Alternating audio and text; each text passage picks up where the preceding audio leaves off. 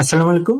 প্রিয় দর্শকবৃন্দ, আসুন জেনে নিই প্যানিক ডিসঅর্ডার কি, কেন হয়, কাদের হয় এবং এর সমাধান কি।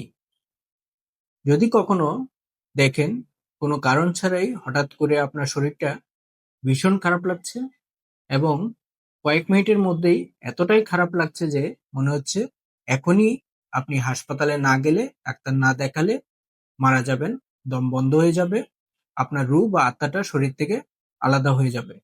এই সময় আপনার মধ্যে আরো অনেক রকম খারাপ লাগতে পারে, যেমন বুক ধড়ফড় করতে পারে, অতিরিক্ত ঘাম দিতে পারে, হাত পা ঝিমঝিম করতে পারে, মাথা ঘুরাতে পারে, বমির ভাব হতে পারে, পেটের মধ্যে অস্বস্তি লাগতে পারে, শ্বাসকষ্ট হতে পারে। যদি এই রকম খারাপ আপনার লাগে তাহলে ধরে নিবেন যে আপনার প্যানিক অ্যাটাক হচ্ছে। এবং যদি কিছুদিন পরপরই বারবার আপনার প্যানিক অ্যাটাক হতে থাকে তাহলে আমরা একে প্যানিক ডিসঅর্ডার বলবো। প্যানিক ডিসঅর্ডার যেকোনো বয়সের মানুষের হতে পারে। কারো কারো ক্ষেত্রে কোনো খারাপ সংবাদ শুনলে বা ভয়ঙ্কর কিছু দেখার পরেও হতে পারে, আবার কোনো কিছু না শুনলে বা না দেখেও হতে পারে।